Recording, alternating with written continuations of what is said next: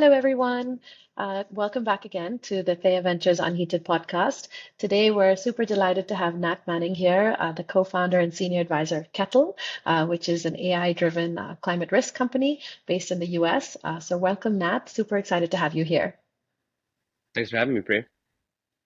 Thank you. Thank you for being here. So I'd love to dive into specific pointers about the company and the reasons why you started it. But first, I'll just give a little bit of background on Kettle and on Nat as well. So Kettle is essentially an insurance and reinsurance company which leverages AI to provide coverage for properties vulnerable to climate-related catastrophes, with a specific focus on wildfires and hurricanes. Their AI models analyze over 130 terabytes of satellite, weather, real estate, utility data to assess risks, and it's having predicted accurately 97% of burn properties in California's highest risk areas. So they offer a multitude of different products across, E&S property insurance, parametric wildfire and hurricane reinsurance, and specialized fire risk solutions. And they use high-defined risk assessment to provide fair pricing for property owners that are struggling with rising insurance costs or dropped coverage due to climate change. And then a little bit of background about Nat. So he is the co-founder and senior advisor of Kettle, and he's also currently the CEO of LGND AI. Previously, he was the CEO of Usha Hidi, and also a founding team member at BRCK, chief data officer at USAID. And he's also been a GP at Kindergarten Ventures, where he's invested in early stage startups. So really a range of experience across the gamut of venture. And Nat also holds an MA in International Policy and Sustainable Design from Brown University. And we're also classmates from Brown, which is notable to say hmm since I'm also a Brown alum. So lovely to have you here, Nat, and thanks a lot for joining us today. I think first up, maybe you can just help us understand why you decided to build Kettle. What was the motivation behind starting it, and what does the business model look like? Absolutely. Wonderful to be here. So yeah, I mean the through line for me has been uh, climate work and sort of data and climate work throughout. So I was working kind of the first third of my career in clean tech mitigation, actually in India and Southeast Asia, in Australia, like building solar plants and or really like specking them out and whatnot. But then in 2010, 11, it felt like um, we weren't going to really turn this story around. In the U.S., we didn't have that opportunity to pass any sort of cap and trade or carbon finance system or anything like that. And so um, I ended up, and I really wanted to start a company. And so I was like, oh man, all these big infrastructure projects, they're really expensive and they're really hard to get started. So I guess I should learn a lot more about software. So I moved to the Bay Area in California, as one does when they want to learn more about software and start a company. And I ended up uh, getting much more into kind of adaptation, as one would call it, or resilience. Essentially, as I kind of said, I felt like we weren't going to turn the story around.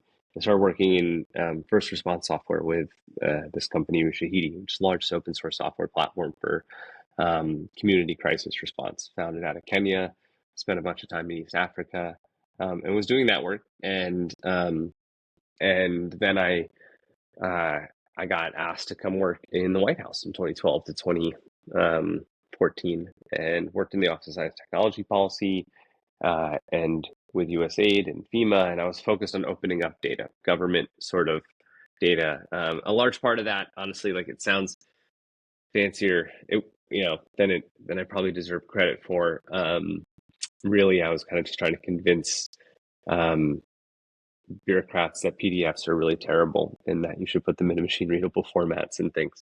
But who was really interested in all this data we were opening up, right? Were insurance companies because it was crisis response data, the massive data, NOAA data. And I got kind of obsessed with insurance um, as the realizing it was really the industry that, as I kind of say, was holding the bag for climate change, right? Like if all these bad things that scientists have been telling us are going to happen, which I think in sort of 2010 to 2020 they started to really happen. Um, so in the U.S., there was a 3x increase in billion-dollar catastrophes during that time period. who's going to pay the bill? It's going to be insurance companies. And then ultimately, what I kind of realized was that people, when these bad things happened, what do they want? They kind of just they want to get their life back in order. After the sort of first couple weeks, which is very important, sort of first response software, right? Like helping triage, uh, supplies and medical assistance and things. Then after that, it's kind of this long tail of people just trying to get their life back in order with their insurance companies. Uh, and so I felt like that was an opportunity to really help folks. And I spent a lot of time kind of thinking about that and playing around. And in 2018, 19, it started to coalesce into a real vision, which became Kettle, which was really based on two things. One was that, as I said, the kind of increase in catastrophic events was going to break property insurance markets. And when markets break, it creates an opportunity for new entrants. So it just felt like there was a big opportunity. And then the second is that insurance companies really are a data question problem. Like whoever has the best models and can predict the risk the best will have what's called the lowest loss ratios, which means that they can charge the cheapest premiums compared to everyone else. And ultimately, when you buy insurance, you just kind of buy what's ever cheapest if everything else is held equal. It's a kind of commodity in that way. Um, and so the silver lining over that time period was, while we had this kind of increase in catastrophic events and climate change was trying to really kind of break things, and other factors as well, climate change for sure, but also we've had this huge inflation of building materials in the US, and we've had increase in property prices and other things. So there's other factors, just to name it, but climate change is definitely a big part of it. But the the realization was that the benefit was that during that time period as well, there'd been this amazing innovations in machine learning and AI, all this new data that's been collected, all this data that's been now made easily accessible. And so the thesis for Kettle was, could we train machine learning models on satellite imagery, weather data, utility, real estate data, do a better job predicting catastrophic events like wildfires or hurricanes, and then use those proprietary models ourselves to fully write insurance and reinsurance ourselves. And that was Kettle. Wow, wonderful. What a journey. Really interesting how you kind of piece together all those different aspects of, kind of what had struck you as unusual and the time, I mean, basically the need of the hour, and where the economic opportunity was as well. So curious to understand, how is Kettle, sort of looking at the customer market? I mean, who are your largest customers, or the company's largest customers? How do you segment it, across, government customers or private customers? Individuals, households, etc. What is that mix? Because I understand that you do have a relationship with the Homeowners Association, which represent a significant customer segment. So would love to know how the unit economics works and which segments you've chosen to work with. Mm-hmm. Yeah. So like any good startup, we tried a bunch of stuff and lots of things failed. And so the thing, maybe a little backstory, the thing to know about selling insurance itself. So we don't sell the models or the software to insurance companies. We at Kettle really sell insurance, the way property insurance, the way that if you're a homeowner or a commercial property owner or any, like, you would buy insurance. And so um, the thing about selling insurance is you need to have what we call capacity, which is basically the capital to be able to actually sell it. Because the regulators don't want you to go around and go, "Hey, I'll pay you $100 if you pay me $1 a year," and you don't actually have $100. So they need to really make sure that you have the capital. And the reality, right, is when they're talking about $1 million homes, multi-million, or commercial properties, which are bigger than that, you got to have a lot of capital. So how do you do that as a startup when you raised a nice seed in Series A, but like that still doesn't mean you can really insure that many properties in California or Florida. You partner with reinsurers or or other big capital providers, private equity firms, through what's called insurance-linked securities, or and you're essentially borrowing their balance sheet and writing on them. And it's very much like, I use the analogy, it's very similar to having LPs in a venture fund, right? Like, yeah, you put in some of your own capital, but like most of the capital is actually somebody else, and they're essentially giving you the underwriting pen and saying, hey, we think are a great manager of money. You're going to get us a good return. Here's the capital, but like, you really have the decision on which companies to invest in and which not, like ultimately to do the underwriting, to do the due diligence. And that's what, and to source it and do distribution. And it's a very similar business model.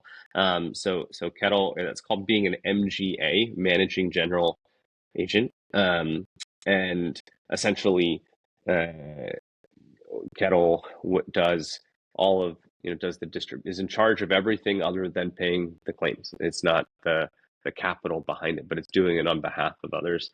Um, and usually a group of folks, much like raising around like a whole kind of equity panel. And it's for per product, much like having multiple funds. You might a big fund, like I don't know, like an Andreessen, so they have a crypto fund, and then they have a bio fund, and then they have an early stage fund, and they have a late stage fund. Sort of similar here. So Kettle tried a bunch of different stuff. We had like a reinsurance product, and the thing is, you have to kind of bridge both, right? The capital has to say, hey, I want to give you money for this underwriting sort of box, and then also that has to be something the customers actually want. And So we tried a bunch of interesting things, from parametric reinsurance products to and we had a homeowners product that was sort of for high value homes, above the kind of your like an extra cover, for those who were getting capped, because a lot of what's happened now is because of the increase in disasters and other things. The other thing about insurance is it's a regulated market, so a lot of the insurance companies have started to like cap program, like say, hey, you have a $3 million home, but I'm only going to cover you $1 million, right? And so you're sort of trying to help people get fully insured. Um, and eventually, what ended up working really well was, for us, was in the commercial insurance space. So we commercial insurance is a whole bunch of different type, from everything from office buildings and uh, hospitals to ski resorts to, um, in the U.S. called homeowners associations, which are basically um, uh, like condominiums or apartment buildings, right? Where it's not a single family home. And homeowners associations buy commercial insurance, actually, and then your condos just cover the contents that are inside. Um, and that became an area where we built a real expertise. Interestingly, actually, in California, which is where most of our work is. Yeah, 35% of the state lives in HOAs, I think, is the answer. There's 55,000 homeowners associations in the state. So that became a kind of a focus for us. And I should say too, we grew that to about 20 million in premium, and then about a year ago, I passed the baton, from being the COO. We passed it on to a new CEO and management team, who are doing a fantastic job. Wonderful. Thanks so much for sharing that. This gives a lot of additional color on the customer segment in particular. So just to move a little bit towards, the climate part, the quantification of the climate risk, and, the variation of different weather events that we're looking at tracking through Kettle. So there's obviously hurricanes and wildfires. I don't know if you also have an element, because obviously we operate in India, and there's a big risk in agricultural land of droughts, and things that basically impact the growth of crops and cultivation.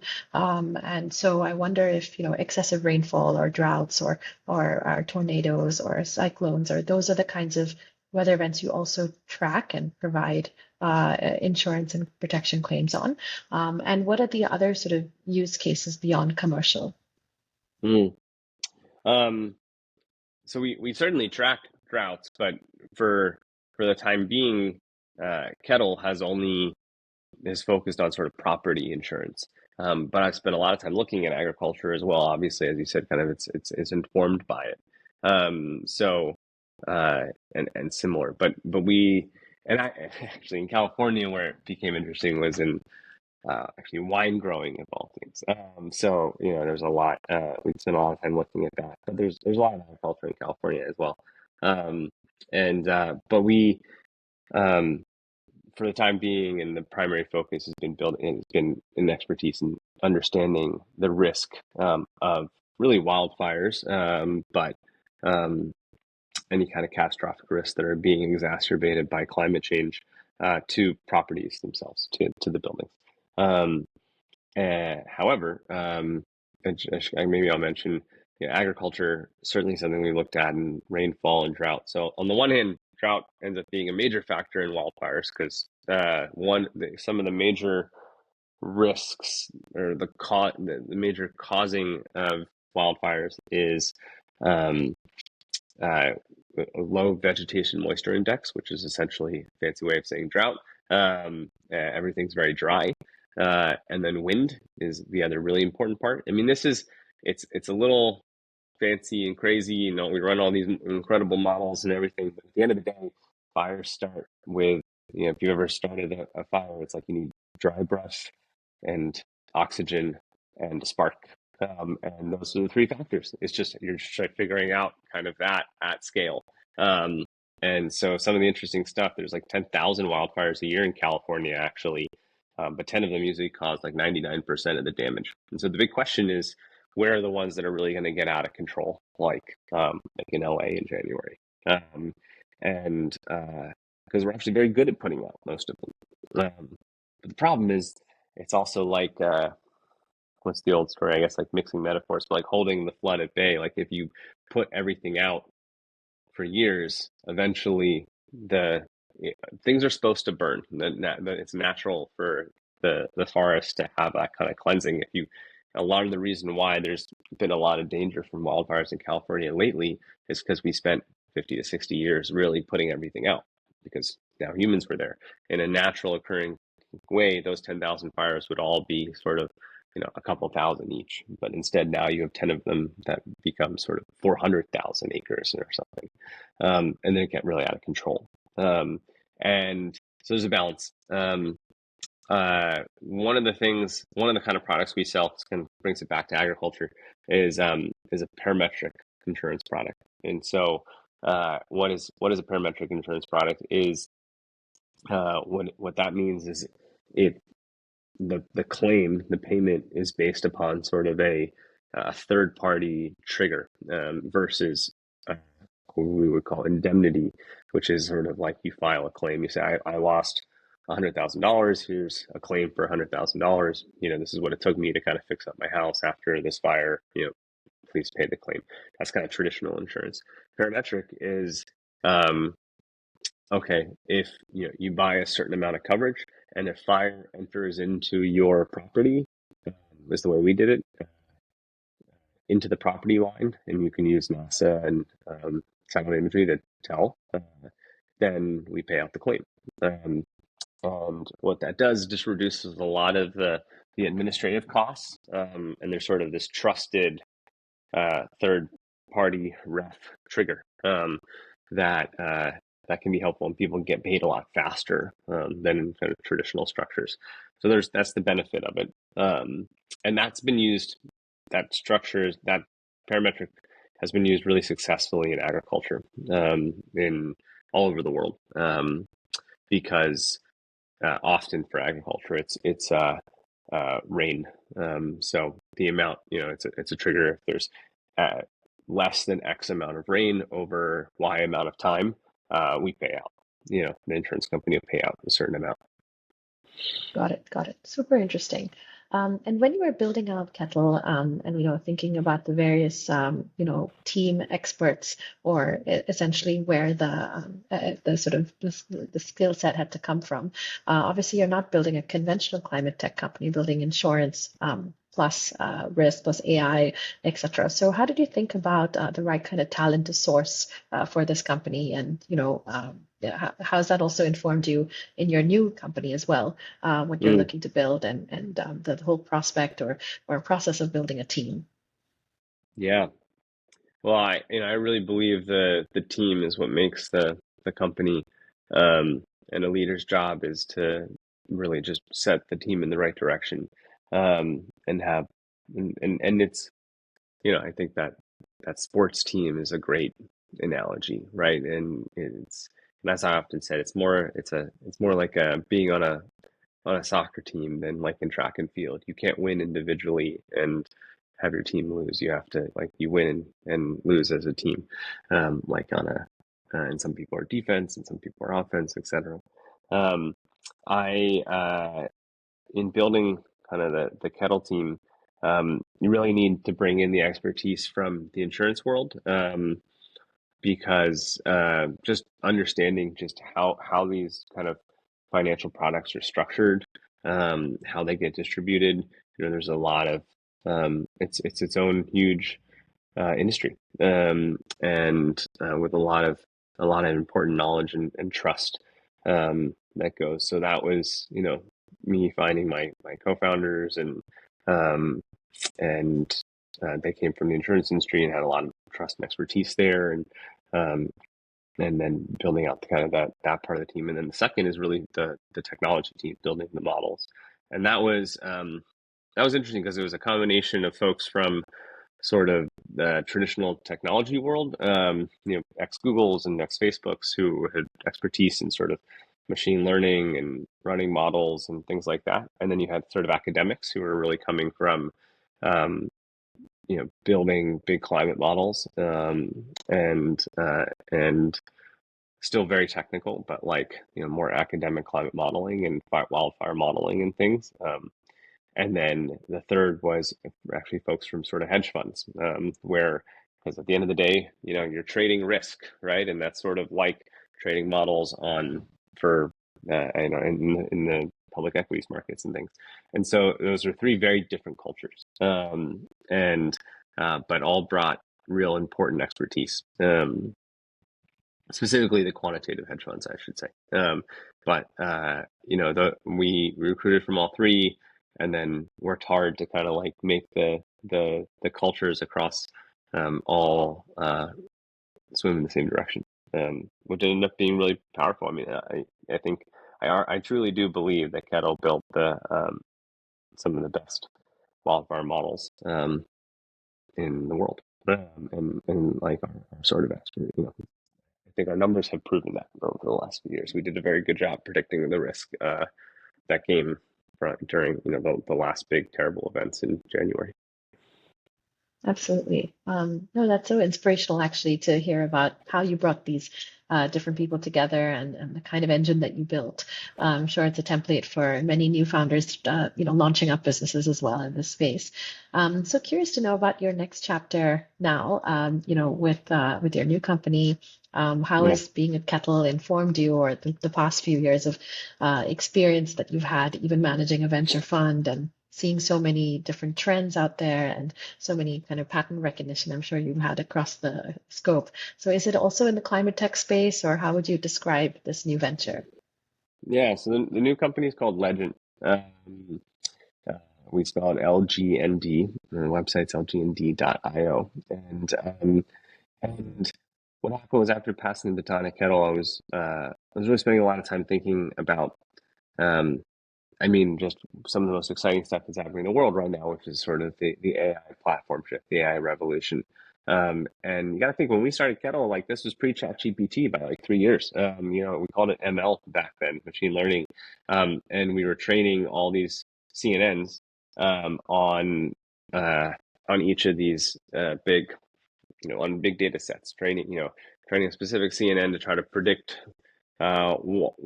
rainfall, or a specific one on where finding and how vegetation would grow, or et cetera, et cetera. So, and then we created an ensemble model to kind of like do all of that, trying to understand how fires start, how fires spread, and then what happens if a fire does run into a property. And so I was thinking back and I was like, huh, we spent all this money kind of building this stuff. We had to build all of our own infrastructure and run all of this. And um, is there something here that's instead of the fully vertical kind of approach that we took with Kettle, which is build your own models, build your own insurance company, sell an insurance product, um, is there more of a technology kind of horizontal play here, post transformer model, like post um, the all the power that's the innovation from LLMs and AI.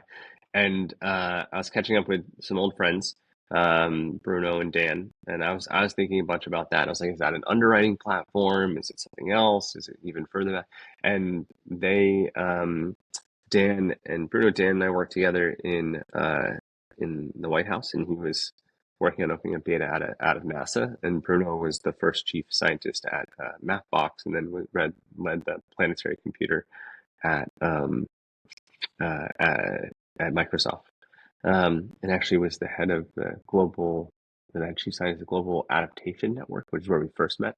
Um, so all of us have kind of been in climate work for our whole lives, um, and uh, and Dan built Global Forest Watch, which was basically tracking deforestation from satellite imagery back in 2008. And in any case, we were uh, when so give a little background on what Legend does. Is basically it lets you uh, really try to query and understand the Earth and how it's changed over time, and how it is changing. Uh, Much like the way that it really exactly kind of like the way that LLMs work, letting you query and make sense of all the text that has been um, created by humans over time. And so Dan and Bruno built an open source model called Clay, an open source large Earth observation model. So instead of a large language model, an LLM, it's an LEOM. It's a foundational model. It's truly open source, focused on being available and free for climate and environmental use cases. And this whole kind of part of it is sort of 18, 24 months, or at least maybe 24 to 36, kind of behind the LLM world. We're still in sort of chat GPT kind of 1.5 in this part of the world. But we believe that this kind of transformer architecture is going to be applied to all large data sets. And so what does it do? Is it basically is taking that same transformer architecture, that's the magic behind LLMs, and applying it to satellite and aerial imagery, Earth imagery. And what that means is that you're really gathering what comes out of that as embeddings, and it's the ability to understand the information from the pixels, not really the pixels themselves. It creates this amazing sort of um, just ability to have this general purpose sort of query. So before, where we'd have to it might take a 150K to ask a specific question, like where are the fire breaks around, um, Pacific Palisades in LA. You have to kind of use this complicated stack. Working with geospatial and Earth and is complicated and heavy and a pain. And but what Legend lets you do is really just because it's all a pre-trained model. And is be able to really easily hit that API and just ask those questions. So you can go in and give it sort of here's what a fire break looks like, and in seconds it can find all of them in the state.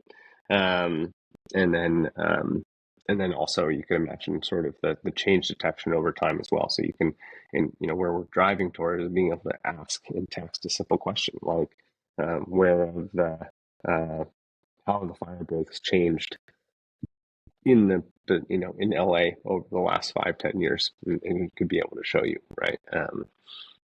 That sort of insight.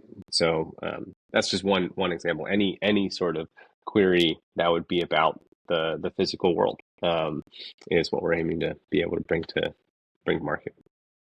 Wow, And that's really, it's fascinating. an AI infrastructure company. So like we're not building sort of the final chat GPT of it. Like the idea is it's an API that any developer or builder can integrate into what build their own front end applications or integrate it into something else they're doing. That's fascinating. I think It's pretty fun. yeah, it's super useful and needed for the next generation who are going to be looking for this information on a much more daily basis than we did when we were in college. The world is Yeah. changing so fast when it comes to Earth events. So I think Yeah. it's very, very much needed. And are you sort of at the launch phase, or have you already launched and you're This is very deploying? early. Yeah, no, we have not um we don't have a launch of the formal product yet. We're building it, and that'll be coming soon. So we have like Wonderful.